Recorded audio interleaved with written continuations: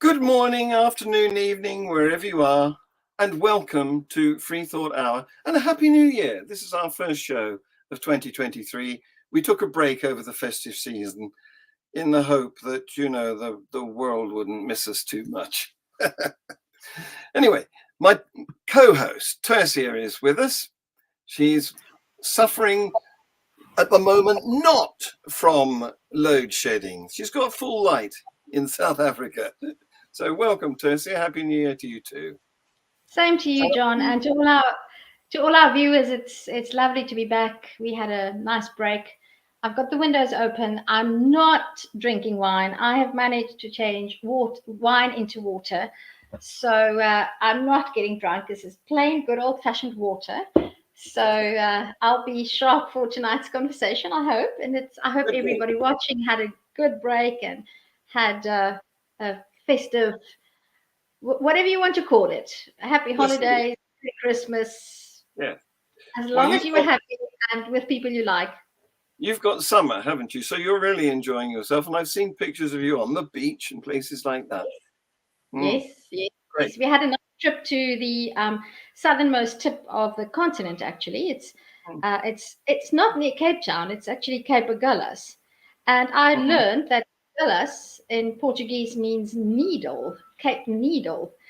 And it's also, you might find this interesting, and while we wait for Ronald to come back after fixing his hair and makeup, that there's a shipwreck museum in the town called Struisbaai where we resided. And hello, Ronald. I saw his reaction, Tercia, because I was keeping him in backstage, ready to bring on. But now he's here. Welcome, Ronald. Happy New Year to you. And how the devil are you?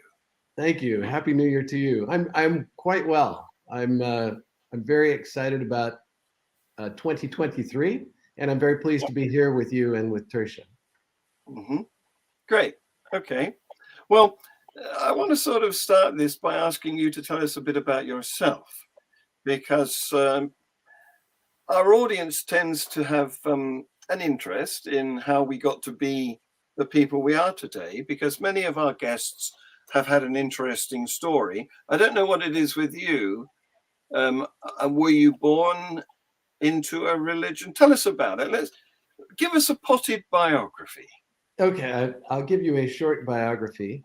Thank you. I was born into a family that was quite religious. My dad and mom were very active in church. In fact, the church that we went to when I was a young child was pastored by my uncle Gene, and my dad was the minister of music. My mom played the piano. My grandmother played the organ, and we had a Christian school that I attended up through about 4th grade. And I came to follow Jesus at a very young age. I remember getting baptized and having to stand on a chair inside the baptismal in order to keep my head above water beforehand. Ronald, can I interrupt? I need to know, whereabouts in the United States are you? And are you Southern Baptist? What is the other? You've got the Southern Baptists, because if you would say that you were baptized, not as a baby, then so I'm sorry, I need to interrupt you, but before you continue, you might leave a few details for you. So, yes, as a young child, it was a Southern Baptist church that my uncle pastored, and that was in Southern California. I now live in Scottsdale, Arizona, and the church that I attend is not a Southern Baptist church. It's kind of a non-denominational, Bible-believing, Protestant church. It's called Scottsdale Bible Church.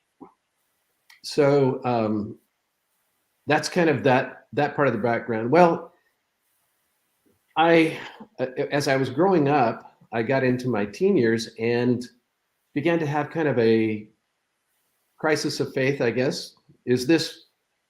Are these set of beliefs really my beliefs? Are they my parents' beliefs? Are they my beliefs? And so I went through that kind of a process and found the works of Josh McDowell. I don't know if you've heard of him or not, but he was an apologist that did a lot of work back when I was younger in helping to bring forward the historical evidence regarding the resurrection of Jesus. And I found that convincing. And in my way of thinking about it, resurrections don't happen without God.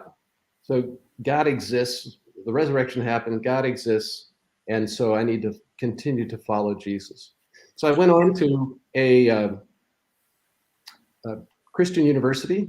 I went to a Bible school and a Christian university. It's where I met my wife. We got married.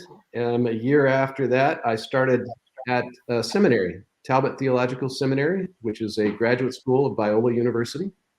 All right. And as it happens now, William Lane Craig is associated with that institution. He was not there when I was a student. I don't know him personally. One thing that you should probably know is that as I was growing up, the churches that I attended, the college that I went to, the seminary that I went to, were all basically young Earth creationist type of interpretations. Okay, so it was years after that I owned a business, and one of my employees, I said something. One of my employees said to me, "You aren't a young Earth person, are you?" And I said, "Well, yeah." And he said, "You really need to look at the science." And so for the first time, I went back and started looking at the science for myself. And I found out that a lot of the things that I was told were not true. That the two-way speed of light is not different than the one-way speed of light. It's the speed of light is the same everywhere. And the studies have been done and all of that. So the distant starlight problem for the young Earth creation is real. It's not just the fact that there is starlight, it's the information in the starlight that is a problem. So that kind of shook me up. And that was, I would say, back maybe 2010, something like that. 2009, 2010. And I started digging through that and realized that no, the universe is actually quite old, 13 billion years old. The Earth is quite old, 4.5 billion years old. And that's when I started learning about these atheist scientists who were becoming Christians because of the science. And I didn't know that that was happening. So that was kind of eye-opening for me. Okay, can we pause you there for a minute, because quite a lot of people have responded to the poster that I quoted you on in the social media where I've launched it. And one of the things that they query is the claim that a lot of scientists are becoming Christians. So do you have any names? Do you have any data? Yes, I do, as a matter of fact. So one of the things I wanted to draw to your attention and to your audience's attention is this little booklet that I wrote. Pardon? Oh. We can't hear you. Okay. You can't hear me? Oh, we can now. I think I accidentally turned my sound off. Oh, okay. Sorry, would you go back? I missed a couple of sentences. So what I was saying is that I wrote a little booklet called Why 3 Brilliant Atheists Became Christians. 3, right? Okay. Yes, 3 in the booklet. I could have written a lot more booklets, but there are 3 brilliant atheists. They're not all scientists, but I wrote this booklet because, well, it's kind of another story. I'll tell that a little bit later. But this booklet tells the conversion stories of Alan Sandage, Francis Collins, and Lee Strobel. And it's available free online to anybody who wants it. All you have to do is Google that name that's scrolling there on the bottom. I see you have my title there scrolling. Why 3 Brilliant Atheists Became Christians. And you'll be able to find that on Scribd and download that for free. Great. I want to jump right in, and I want to say firstly that brilliant people can be extremely wrong as well. Brilliant people. Well, what is brilliant? That's a question in itself, and the opportunities for brilliant people to be wrong are just as good as for really dumb people to be wrong. So, would you say that you're a professional apologist, Ronald, or are you sort of an armchair apologist? But you do have, though, from your bio, I gather that you do have quite a sound Christian theological knowledge if you went to seminary and all of that. Right. I did earn a master's degree a long time ago. I have been working in the business world. I right now I do construction management consulting. I'm a real estate agent, and I have other real estate related businesses. But I do have a Christian ministry, apologetics ministry called FactBridge. It's not a full-time ministry by any stretch, but people can learn more about what we have done as a ministry by going to factbridge.org. So basically, the purpose of FactBridge is to build a bridge from unbelief to belief using facts. So it's not a stone bridge, it's not a wood bridge, it's a fact bridge. And go ahead. Tell me whether I'm spelling this right. 1 minute. Oh, I've got fact fridge. Yeah. So FactBridge is all one word. FactBridge.org. Okay. There we go. Is that it? Yeah. So if you want to learn a little bit about how or why I started that organization, it had to do with I was reading a book by Norman Geisler and now I've forgotten his name. But anyway, the book is called "I Don't Have Enough Faith to Be an Atheist." Oh yeah, I've heard of that book. I'm familiar with it. Yep. Yeah. So I was reading this book, and in the book, it talks about how students who have been raised in Christian homes are going off to university, and they stop going to church. Mm-hmm. And as I'm reading this, I'm thinking, well, yeah, that happened in my day, decades before. When I was at university, I would say maybe 25 to 35% of the Christian students go off to university and stop going to church, but they return to church once they graduate, get married, start having kids. They mostly came back. Mm-hmm. But in this book, they're not saying 25, 35%. They're saying 70 to 75% of students raised in Christian homes go off to university and stop going to church. And that number shocked me to my core. I mean, I couldn't get it out of my mind. It bothered me for weeks. And finally, I was talking to God about it, and I said, Lord, I feel like you want me to do something. I don't know what to do, but I feel like you want me to do something. So I ended up putting together an 11-question survey and took out to the university and started surveying both professors and students initially, but professors got hard to locate. So I ended up just surveying students. But the questions were things like, does the Big Bang point to a creator God? And possible answers were like leans yes, leans yes, no opinion, leans no, or no. And I could assign a number, a score to each of these questions. So there's 11 questions. Yes was 4, leans yes was 3, no opinion was 2, leans no was 1, no was 0. So you could get up to 44 points if you answered yes on everything. And I started doing that, and I kept having these conversations with students that were really interesting and a little bit shocking to me at times. They would say things to me like, well, they would go through the survey with me, and then I would say, did you find the questions interesting? And they would say, yes, they were interesting. And after we would talk a little bit, they would turn around on me and they'd say, well, why are you doing this? Are you a Christian? And I say, yes, I am a Christian. And they would say, well, gee, it's too bad Christianity is a dying religion. And I'm like, well, what do you mean? Well, they say, no educated person would ever become a Christian. And I said, really? How did you come to that conclusion? Well, the only educated or the only Christians who are left are those who haven't yet been educated out of their superstition. And I'm like, really? Well, what kinds of things will educate them out of their superstition? Well, science, philosophy, and they started naming all of these things. Mm-hmm. And I was just surprised because I knew my faith. I knew that was not true. That hang on a minute. Hang on a minute. Sure.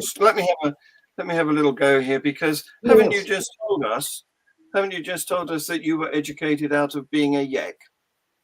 Yes, I was educated out of being a yak, but not educated out of being a Christian. Well, granted, we'll talk about why you stopped at that point. What was the reason not to go further? But you're just contradicting yourself in that you're saying, what was it you said? You responded to the students who were saying that Christianity is dying out in some way that indicated you didn't think it was, and they told you that they thought it was dying out because of evidence, and you've experienced that. I mean, you've come down from the high bar of yak to, I presume, old Earth creationism. Is that right? Yes, I'm an old Earth creationist. Yes. So you've come down already from your original assertions about Christianity to a different point. So why do you find it hard to agree, to accept what the students were telling you, that people have been educated out of their superstitions? So the issue here is, it happens. It happened to you. So I agree that people are educated and they change their views. It did happen to me. What I do know, though, is that the science, the real evidence, will never persuade somebody that God doesn't exist. There is no scientific evidence that where a scientist says, "Oh, I made this discovery. Now I know God doesn't exist." That scientific discovery has never ever been made. No, Ronald, it won't be. It can't be made because we can't ever rule anything out, because the universe is too large for us to search. And it's not like a cookie jar. You can't turn it over and say, "Look, it's empty now." It's impossible to search it and eliminate a hidden God. John, Ronald, can I on that topic of I agree with you 100% that science cannot prove that God exists. I think that's a given. Doesn't exist is what he says. What I'm saying is that science does prove that God exists. There will never ever be a scientific discovery where the scientist says, "Gee, now I know God doesn't exist." That will never happen. Yes, you're right. On the other hand, the opposite is true. Scientists have made discoveries and said, "Oh, now I know God does exist." Hang on. I have to push back on that. And the reason I say that is when you say God exists, I presume, given your background and what you've told us so far, that you believe in the triune personal God of the Bible. Am I right in saying that? I do believe in the personal triune God of the Bible. How the scientific evidence doesn't prove the identity of the creator. It only proves that a creator exists. I would push back on that. I don't think that science proves that, but I would be willing to grant, and Frank, you're saying exactly what is in my mind. But I would be willing to grant that given what we know about the universe and about creation of the universe, it might be that there was or is some sort of creator with a lot of charity. I might be able to grant that for this of conversation. But to go from granting that there was or is somehow some sort of let's call it a deistic type of creator, whether he, she, it, they, entity-wise still exists or not is at this moment not relevant. But to go from something like an entity that creates or that started the whole business off, and then to go from there to the personal God that you believe in is, in my mind, it's a huge jump. And I think even Christian scientists will grant that, because you are inferring characteristics and personality and a lot of attributes to this entity that there's not even proof that such an entity exists. I'm granting you that it might be such an entity exists that created. It's a huge jump. It's like how do you get to that point? I'm really curious. Okay, that's a great question, and I'll answer it briefly, but I do want to get hopefully to the actual scientific evidence that shows a creator, before we go. I want to hear that. Yes. So when atheist scientists become Christians, the conversion happens in 2 steps. So the first step is a conversion from atheism to theism. They're like, okay, I see the science. I understand now that a creator exists. And now what? Okay, so that's the first conversion. And this has happened. It happened with Alan Sandage. It happened with Hugh Ross. It happened over and over and over again. You see these types of multiple step conversions.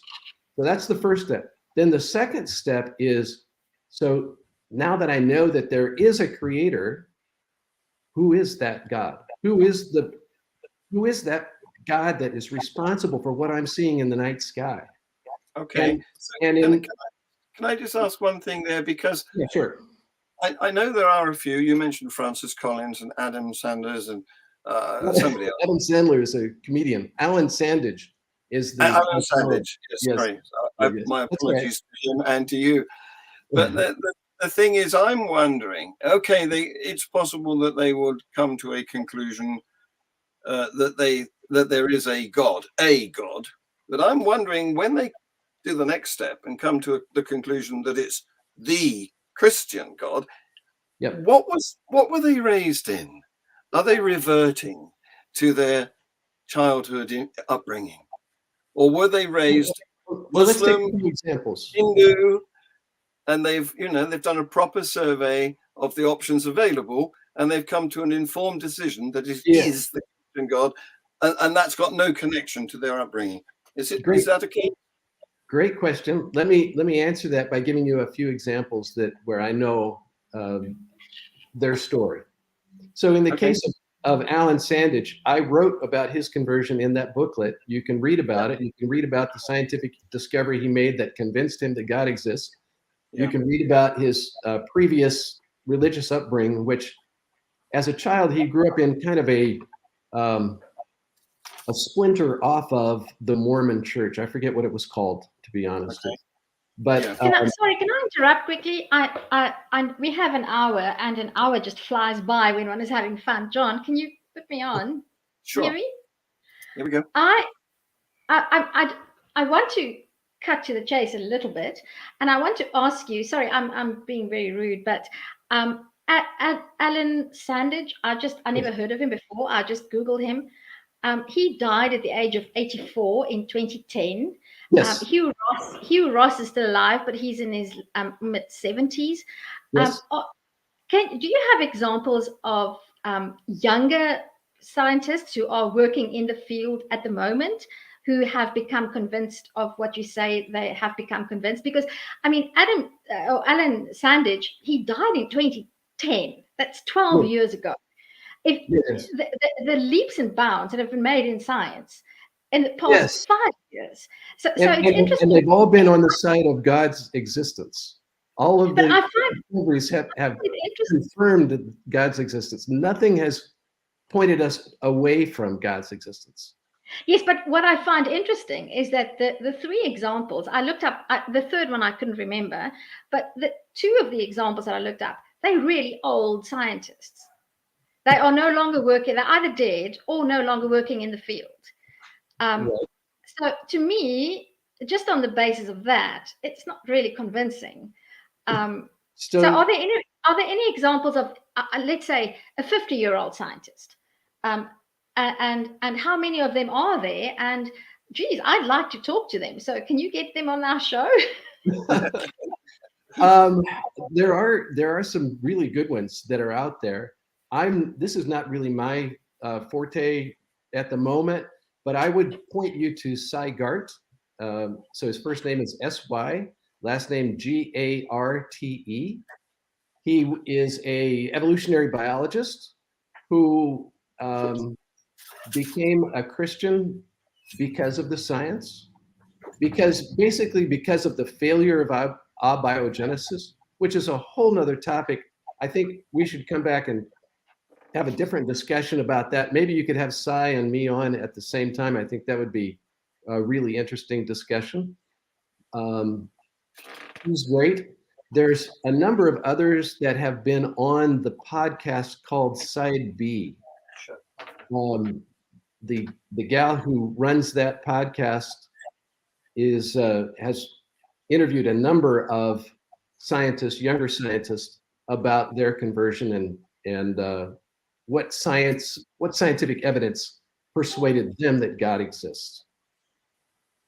Okay, well, there's so many loose ends opening up here that I really want to tie down. For a start, Yes, sir. As a retired science teacher, Yep. I would contest your claim about proof, because you are looking for absoluteness. You are looking for proof either that God does exist or that God doesn't exist. And I'm going to tell you that science doesn't do proof. What science does is probability. And Bayesian probability is something that I have worked with. And this is another book that I know that I have cited to you, John. I don't know if you've read it or not, but it's called The Probability of God by Stephen Unwin. He's a PhD physicist. I'm making a note. Say again? Unwin. Unwin. See Stephen with a PH or with a V? You're taxing my memory now. I believe it is PH. Okay, yeah. The probability of God, right? The probability of God. And just as a warning here, I guess, I'll give you the conclusion that he reaches. He goes through some of the scientific evidence, and in my opinion, he leaves out some really important scientific evidence. But he reaches the conclusion that the Bayesian probability of God existing is 67%. And so I recommend the book to you. I think that you should read. I know I've recommended a number of books to you. I don't know how many of them you have read, but when I do the same kind of Bayesian probability, I don't come out to 67%. I come out at 99%. And but Ronald, yes. Even if you come out at 100% probability, it's not convincing, because you're doing calculations and the probability can be there. But if I'm working with the idea of the all-knowing, all-benevolent creator, personal God of the universe, then even 99.99% probability is not going to convince me, for the simple reason that if you are that powerful, you don't need probability. I don't need probability to convince you that I have a husband. Chances are statistically probably that there's a 95% chance that I'm married and that I have children. But regardless of what the probability is, if there's any dispute about me having a husband or children, I can go to my bedroom right now and fetch my husband and show you my marriage certificate. We don't need probability. So why do we need probability for something like God? God should be beyond probability. There should be no need to do any calculations of probability when you're working with God. Exactly. And it's not a case for writing a book about it either. I mean, take as an example the Higgs boson. Mm-hmm. Peter Higgs proposed the Higgs boson back in the 1960s. Right. And 50 years later, I think it was in 2013 or somewhere like that. Somewhere around there, yeah. We found it, you know, and it took a lot of constructing of CERN and detectors and underground tunnels and stuff. But there was a number of experiments that produced observations that confirmed his prediction. And this is how science works. It's prediction, discovery that's congruent with the prediction. And it doesn't need a book, you know. I mean, a book is good for an argument, but this is just matching between a prediction and an observation. No book required. So what I want to know, Ronald, scientific theory, excuse me, just a minute. For any scientific theory, though, you have to have a set of evidence, a set of data, and then you need to have an argument that theory is right. There are important theories which have been tested in many ways, but not discovered in the same sense that the Higgs boson was discovered. It was detected by the detectors. Well, Ronald, we're not talking about God is not a scientific theory. Yes. Oh, yes. The God that you believe in is very much a scientific theory. No, the God that you believe in, and I should say that I grew up as a fundamentalist, Calvinist Christian. I was that for the first 40 years of my life. I never backslid. I never doubted my belief. I raised my children in the church until I turned 40. So I married a Christian man, and both of us deconverted in our 40s. I'm now almost 50. And I would take, when I were a Christian, I would be, God is not a scientific theory. Not the God of the... Yes. Can I have a go here? Because it's an important scientific theory, an important scientific hypothesis. No, you're using a different word now. You're using hypothesis. I want to come in here because I slightly disagree with both of you. Okay. I like that. Because I do think that the question of God's existence or not is a matter for science. Yes, I agree. But I agree with that, John. I do agree with that. But God, the person of God, is not a scientific theory. Indeed, it's a hypothesis. Well, it's not even a hypothesis, because to be a scientific hypothesis, some proposition has to be testable. And this one isn't. No, it definitely is testable, John. And so this is just showing that you have not read the books that I've recommended to you to read. I'm sorry to say. But let's go back to why this is a testable hypothesis. Okay. First of all, dark matter is an essential part of our standard cosmology. Our standard cosmology is known as the lambda cold dark matter model, right? So I see where you're going here. Okay, because I've said this in other encounters with you. Indeed, you're quoting a mystery. You're quoting a mystery. We've only found 4% of the universe because it's matter, or forces that are interconvertible with matter, thanks to relativity. The other amazing 90 some odd percent we can't explain. We haven't discovered anything that answers the description that's needed, because it's although it exhibits gravity, it affects the rotation of orbital bodies, there's nothing visible that we can detect. But that's a mystery. It's not evidence for anything. No.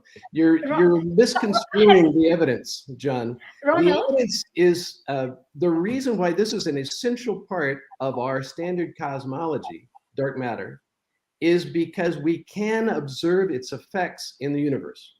We know that there is something there. Now, we don't know exactly what it is. We don't know its density, its mass, or its tensile strength. We don't know what it is exactly, but we know its effects. We can see its existence. I love what you're saying. You're saying we don't know. We don't know this. We don't know that. That's right. So you're but yet it's part of our standard cosmology. Yes, yes. And you're flagging up the fact that it is a mystery. And mysteries are questions. They are not answers. They are not evidence. You can't draw a conclusion that therefore Jesus from them. No. The point that I want to, Ronald, this is really important. The point that I want to get back to is that I agree with you about dark matter. John, I agree with you that the proposition that there is a creator is absolutely something that science needs to examine if and when it will be possible, when it becomes something falsifiable. But the crux of the matter, Ronald, I'll say it again, you are not, you just said earlier in our conversation, you said that you asked God. You spoke to God. Yes. So there's a huge leap. Yes. Even I could acknowledge, as an atheist, I could acknowledge that we only understand 4% of the universe and the rest is a mystery. But I am not going to make the following. So I'm not going to jump from 4% and dark matter to I asked God. The moment you say, I asked God and he answered me. And when you said that, I wanted to ask you, so what was God's answer? Because that is the huge leap that neither science nor probability addresses. I've got another question. Not only what was God's answer, but what's his phone number? Yeah, I don't have his phone number. And he doesn't speak to me in an audible voice, but his existence is real. And I would really like to talk about the scientific evidence for his existence. Could we do that? All right, great. So the point I want to start with is the fact that the universe cannot exist the way it does without a creator. It's absolutely impossible. No, it's not true. What's that? It's just not true. No, you're making a claim. You're making an unsubstantiated claim. It's just not true. I'm about to support it. I'm about to support it. Okay. The point is that the universe exists as it does only because of counter-natural events. Okay. This is very important. Often when I'm laying out the evidence, people will say to me things like, "Oh, this is a God of the gaps argument." No, it is not a God of the gaps argument. This is a God of the counter-natural argument. What do you mean by counter-natural? Is that your word for supernatural? It is another word for supernatural. You could say that if you would like to. So I'm saying counter-natural because it's easier for you to understand that, I think. No, it's not. Yeah, counter-natural just means there's no possible way that these events could happen through a natural process. Well, that is a claim. That is just a claim. It's just a claim that you can't support it. I'm going to support it. I just have to get this out in order to lay some groundwork, okay? Okay. So what I often see is people making these claims to me saying, "Oh, you're making a God of the gaps argument." And they turn around and make a God of the naturalism argument to me. So what's that? I said they shouldn't. There's no need for that. No, they shouldn't, but that's what they do. And so I will point out certain facts and they'll say, "Oh, but that's a mystery. We don't understand that yet, but we will." But it has to be natural.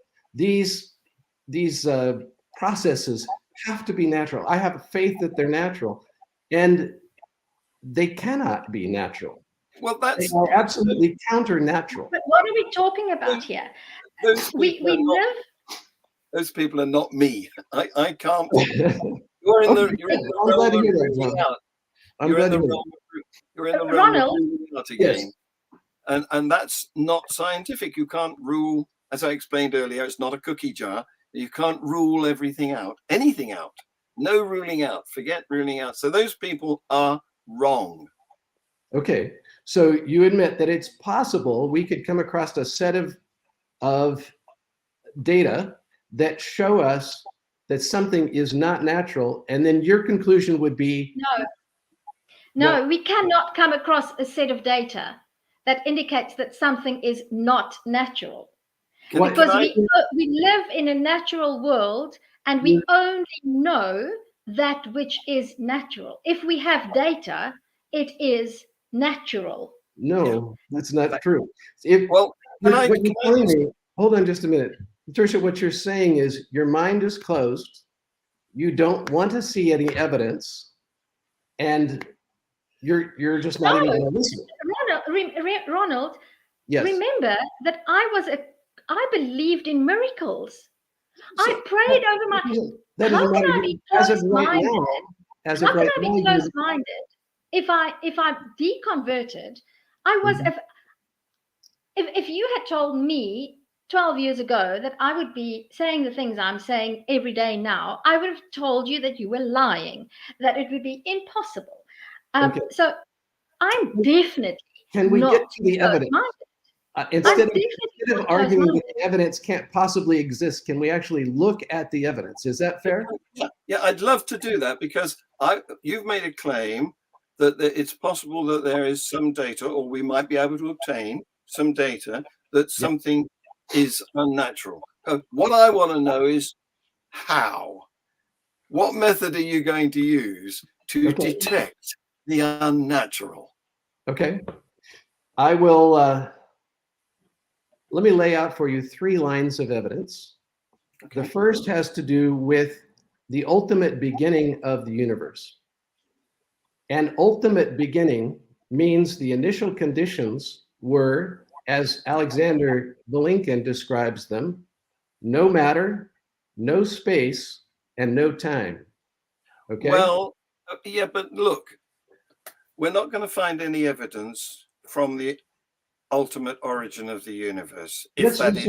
No, you have to let the evidence come out, John. You're saying what you're going to tell me is an argument. It won't be evidence, because there's evidence. You're not listening. Okay, go ahead. Okay, so the evidence comes from the Einstein's general theory of relativity. So what that tells us about the universe, which we know doesn't work at the origin. We know relativity, that the equations do not fit the data of the origin of the universe. The same is true of quantum theory. They don't. That's absolutely not true. What happens is if you try to model the shrinking of the universe, you get to a certain point where the mathematics breaks down because you hit infinities, right? Exactly. Mm-hmm. Okay, so now those infinities, all that tells you is that's where the miracle happened. You cannot expect to mathematically model a miracle. So what you're saying now is you want to shoehorn in under that mystery where mathematics doesn't work, where the theories don't work. You want to lift up the carpet and slip your God in. Okay, what we have to realize is as you mathematically model the shrinking of the universe, it goes from the size it is now all the way down to Planck scale. Now, do you realize how small Planck scale is? Yep. It's not relevant. It's not relevant. Oh, it's absolutely relevant. This is essential. No, because you're waving away the evidence, Tertia. How small the Planck scale is, I know. I've heard of it. I know nothing about it, but I still maintain that doesn't. I'll grant you that. I'll grant you that there is a creator. That something happened at the Planck scale. I'm fine with that, because I'm not qualified to even say anything about that. I still want to know, how do you get from that? Let's grant that for the sake of the conversation. How do you get from that to a God who puts his finger and gives a message in your heart, in your brain? How do you get from the whatever started off the universe at the Planck scale to a God that you speak to, that you have a relationship with? That is the mystery that I want to have explained to me. Well, I think And you probably need to have me back a second time along with Hugh Ross. Maybe the two of us together can talk. Hugh Ross did a really good talk on that particular topic, explaining his own personal journey. Once he realized that from the science that God exists, his question was, which God? And it put him on a 2-year-long spiritual quest before he finally became a follower of Jesus. So he would be better to take you through that journey, I think, even than I would. I'd like to not lose focus on where we're at. Let's go on and talk more about the scientific evidence for God. We've only just scratched the surface. No, we haven't. Can we go back to the scientific evidence for God? Yeah, go ahead, because you haven't produced any yet. Okay. The point is, we have to go to what were the initial conditions before the ultimate beginning. And as Alexander Vilenkin points out, those initial conditions are no matter, no space, and no time. Well, just God. That's speculative. That's just God. God was there. That is one alternative. Because the thing is a mystery, because we really don't know what happened there, and our theories don't work down there. As you said, the maths breaks down. So what we are left with is speculative options. Strings. No, not really. Not really. But the scientific evidence is pretty strong that there was an ultimate beginning, and this is one of the big points that was being discussed in that debate between William Lane Craig and Sean Carroll. Yeah. And what William Lane Craig was pointing out is that BGV theorem, again, this is a scientific evidence for God. BGV theorem. No. It's not. It's not. You were right when you said it's scientific evidence. It is a scientific theory, which is fairly well substantiated. But then you went on and you added a phrase, for God. Now that connection has not been established. I'm about to establish it for you. And number one, BGV theorem is not a theory. It is a theorem. It is a mathematical theorem, which makes it even under worse. certain circumstances. I'm sorry, what's that? That makes it even worse, because mathematical theorems are entirely conceptual and do not necessarily have any essential congruence with reality. I mean, in maths, you can have negative time, for example, and all sorts of things that work in the maths but don't exist in reality. I absolutely agree with that statement, John. You can do a lot of things with math that are unphysical. That is not what we're talking about here with BGV theorem. BGV theorem is a mathematical proof that given an expanding universe, okay, it's very few parameters are required to meet this particular theorem. It doesn't matter weak energy condition, strong energy condition, none of those things matter. The only thing that matters is if the universe, like ours, is expanding, then that universe had a beginning. That's what it says. If it is expanding on its average history. So that rules out the possibility of a whole bunch of cosmological models that cannot be eternal to the past. That old cyclic universe model, the gravitational collapse and all that doesn't work anymore. The BGV theorem, that's why it's valuable, is it takes those models and it tosses them in the dustbin because we know those cannot be true. Okay? So one of the important things about the BGV theorem is that it applies to the multiverse. This is what a lot of people don't understand. A lot of atheists on the internet don't get the fact that BGV theorem applies to the multiverse. Why? Well, it doesn't matter what multiverse theory we're talking about. Under inflation theory, the new universes are created with the false vacuum. Under string theory, it's colliding brains are creating new universes. Under quantum theory, it's a quantum fluctuation is creating new. It doesn't matter.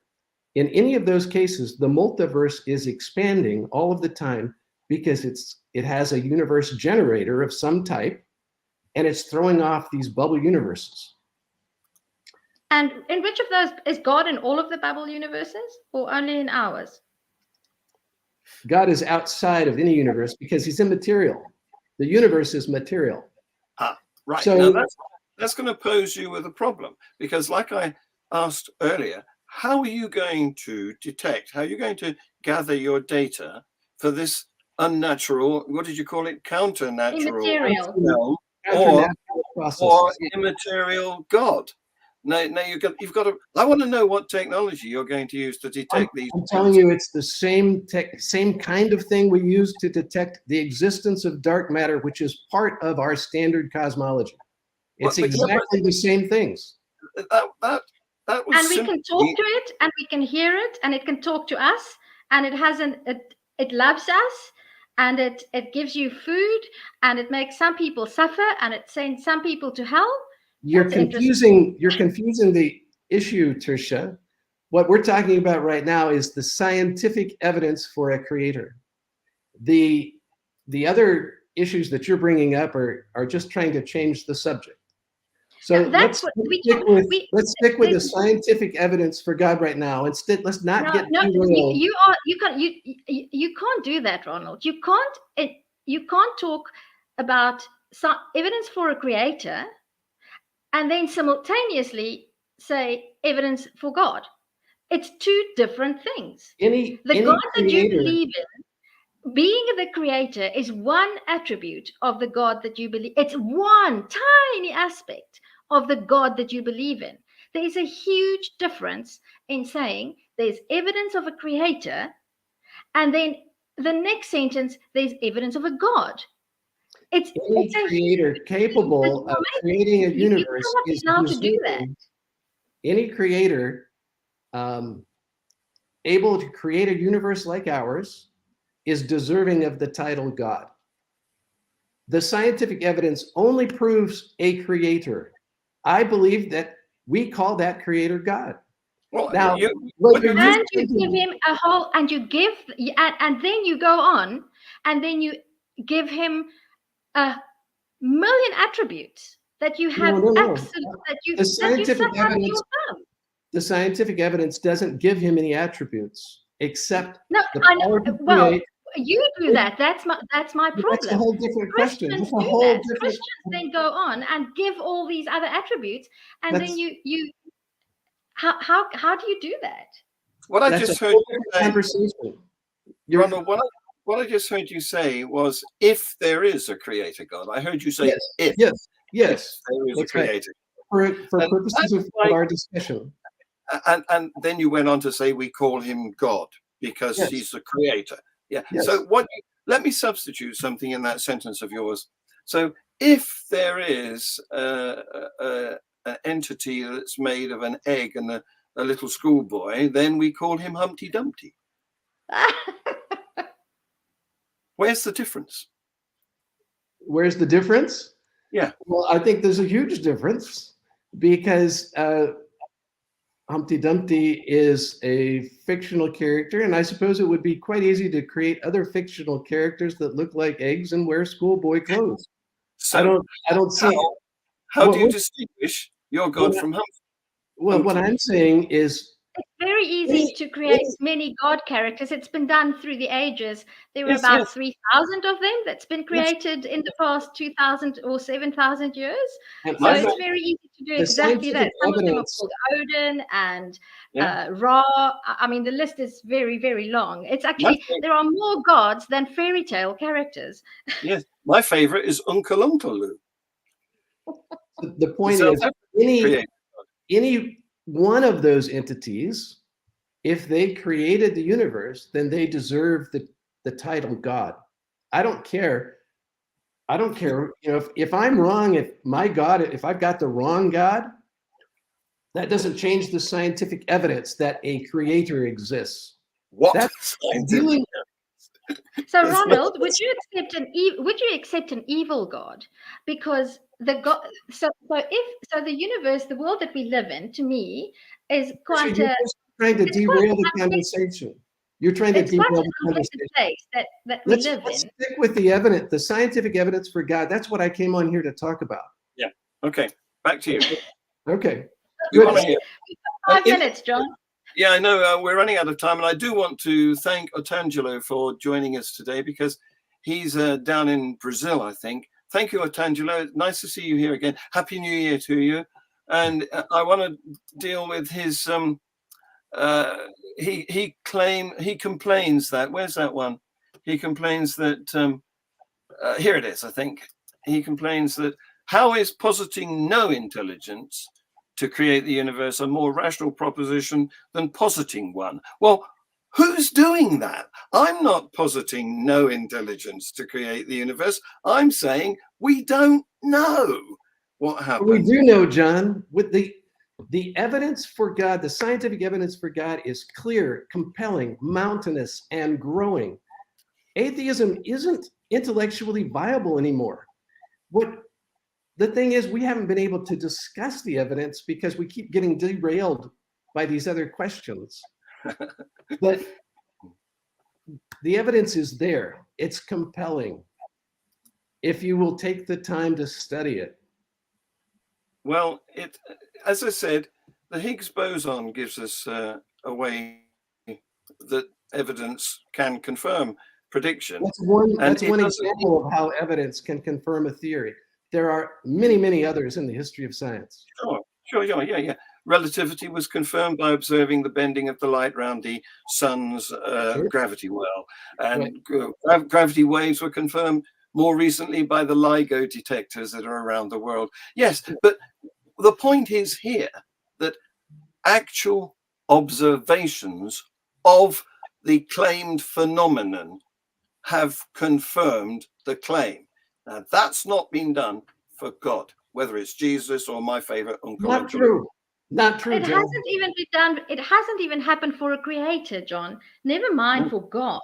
Because I still insist that there's a huge leap between some sort of entity or a spark, dark matter that started the whole process off. That if you want to call it the initiator, the starter, the creator, there is still a huge leap to go from the creator or a creator or creators to the God that you believe in, Ronald. And there is a big leap. There is a big leap, but we can't have all of these discussions at the same time. What is happening here is you're derailing the discussion we came to have. No, that's just not true, because you don't believe in a deist type of creator. I don't. You believe in a personal God who has a real effect in your life that you talk to, who talks with you, and it's a huge leap to go from your. I'll say it again. I will grant that there might be scientific evidence for an entity's, some mysterious thing that started the whole business off, which I grant for the sake of having the conversation. But that's not what you believe in. That's not what you believe in. That's not what I came here to discuss. I came here to discuss the scientific evidence for God. And you came, but we're not getting there. Because you can't complain God and then talk about the creator. That's what I was invited to talk about. Yeah. John invited me to talk about the scientific evidence for God. Yeah, okay. So I'm sorry, guys. Derail this whole thing. I'm sorry, guys. We've run out of time. This happens, doesn't it? I wanted to say, I've got lots of notes here that I've taken down while you've been speaking, Ronald. I wanted to say that Biola University was one where students came from to the neighboring non-Christian university when Richard Dawkins was invited to speak there, and Biola sent a gaggle of students along, one of whom at Q&A asked Dawkins, "What if you're wrong?" And we've got a song that's written using his response as the lyrics, and it's brilliant. Okay. And I'm going to link it to the details underneath this video when it becomes a podcast. Ronald, thank you very much. I think you've been a great sport. But I do want to flag up before we close down next week's show when we have a guest from the Clergy Project. Now, the Clergy Project, I don't know whether you've heard of it, Ronald, but it does rescuing of clergymen who have lost their faith. And of course, that's a big problem for them, because when they lose their faith, they feel that they can't carry on with the job. That means they've got no means of income. And it also means that they lose their congregation, and they lose very often their family, their children, their relationship. And it's a disaster. So the Clergy Project rescues these poor people who have suffered in that way. And that's who we're speaking to next week. They've got an event coming up, a fundraiser at the end of the month, and he's going to come on our show next week to promote that. Okay. And guys, John, thank you, Ronald. I pushed back hard and you pushed back, and I enjoyed it. It was nice. You're a lovely person, Tertia. Just if you invite me back again, let's stick to the topic, the scientific evidence for God, because it's overwhelming and your listeners need to know about it. Sure, you can come back. Let's try. We're pretty booked up, but we'll have you back one day.